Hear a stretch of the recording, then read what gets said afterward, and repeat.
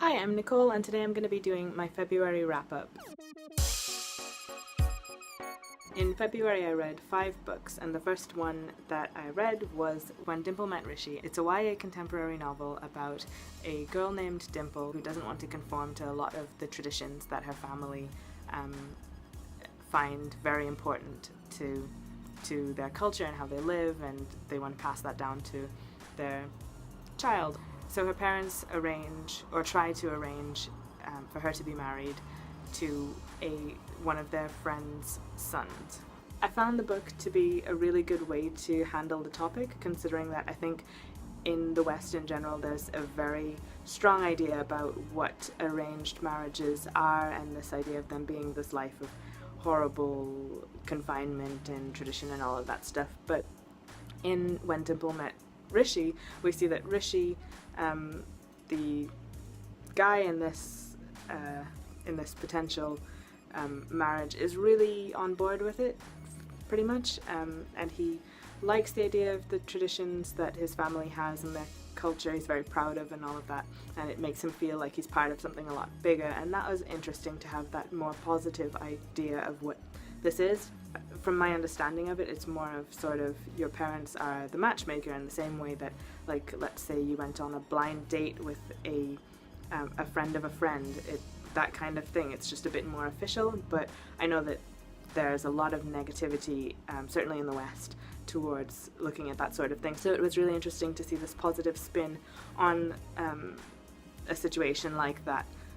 Or sort of positive. There's a lot of stuff that happens in the book, but I think it was also really a little too juvenile for me at some points, and a little bit too soppy somewhere in the end, but the characters were all really endearing, and it was kind of sweet, and it was just a light, really fun read, and I would recommend that one if you were interested, even if just for the pretty cover, like I kind of was when I initially picked it up. The next book that I tackled, but ultimately ended up DNFing, was this one, called Basic Witches, and it kind of was an impulse buy. I'd flipped through it in the bookshop, and some of the things were really funny, like this section on which pet should be your familiar, and it goes through different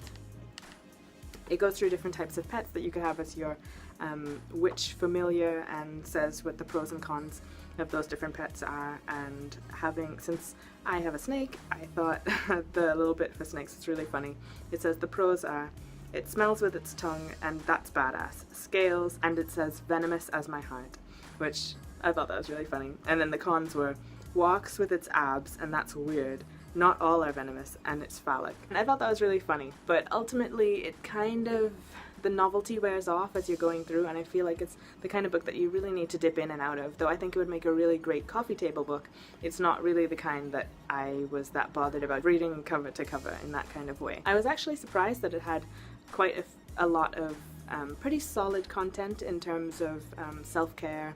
I guess it was sort of in the self-help realms, but with a modern spin on it, which made it a bit more interesting and maybe more accessible to some people who wouldn't normally think to pick that kind of thing up. So I thought that was really good, but as just a book to get from page 1 to the last page through, it's definitely more of a dip in and out of kind of book. So I've left that. I feel like I have the general feel of it. I mean, I got maybe a third of the way in or something like that. I have a general feel of the book. It's kind of nice and fun, pretty light. A lot of it can feel very woo-woo, of like there's these sort of rituals and spells that you can do to make yourself feel more confident and this and that kind of thing. But I'm not really into woo-woo in that kind of way, so I'm very pragmatic, and as long as I get the gist of what they're saying, of like how to feel more confident and all that stuff, it's like, okay, yeah, well, alright. So put that down, and then the next book that I finished was The Hate You Give, which I have a full review on, and you can check that out. Overall, I thought it was worth the read. Again, a little bit juvenile feeling for me personally, but I thought it was a really good book, and it's a really good book for even adults who haven't really faced the sorts of issues that that book covers, and I think it covers those things very well, and the ideas in it were expressed pretty well. So I would recommend that if you were even lightly interested in it. After that, I read Freedom is a Constant Struggle by Angela Davis. Now, this one, I didn't realize that it was a series of speeches and interviews and things. So initially coming to it like that, I was like, oh, right, okay, this is what this is. And it kind of makes it feel, for me, a little bit, not less coherent, but it felt broad, very broad, and not that deep in a way. Whereas the previous month I'd read Our Prison's Obsolete by her as well. And I felt like that she was able to, it was a more targeted sort of topic that she could really go deep in and analyze in a more holistic sort of way, but also getting really deep into the different areas of the topic that she wanted to talk about. Whereas with this, she's obviously gone to an event, let's say, and there's also a certain understanding of the context that that's in, and she'll be referencing things of that were happening around that time or whatever. And it takes a minute to kind of get used to, oh right, yeah, that was what was happening at that point, and so that's why she's mentioning these things in that kind of way, or making allusions to certain things, or not mentioning certain things, I guess, in depending on where she is or what the audience is expected to already kind of know about. So it wasn't able to really get as deep as I thought that it was going to, when I didn't realize initially that it was going to be speeches and interviews. But I actually found the interview part a little bit more interesting because I thought it brought us closer to her as a person and her way of viewing the feminist approach, as she calls it. And I thought it was interesting as well to make parallels between Angela Davis's approach and other feminists who I've read things by recently, who talk about not just the intersectionality of things, but just how broad things are. And it really does start to get away from just purely gender issues. There are so many other things that are also packed in. And in Freedom is a Constant Struggle, the subtitle mentions that it will be talking about Ferguson and Palestine and these other things. So you do know that it won't be just one specific struggle that she's talking about. It is broader, and the whole book makes it very, very clear that this is all very global, and we do need to see these global connections between different issues. The things that are going on in the US are not separate from the things going on in the Middle East. They're not separate from the things that have gone on in South Africa and continue to go on. All of these things are really global, and it's necessary that we understand that and see these links and help each other across borders, and see the struggle as being not just confined to the different countries or areas that it's happening in. And she talks about how the forces that you're struggling against already do that, mentioning certain companies that already work to aid police, for example, to be militaristic in the way that they are, or aid in surveilling populations and that kind of thing. And it was really interesting to see things in that kind of way, but I didn't ultimately enjoy it as much as Our Prison's Obsolete, and I didn't feel like it went as deep as I would have liked, but it was an interesting read nonetheless. The last book that I read in February was Flying Home and Other Stories by Ralph Ellison.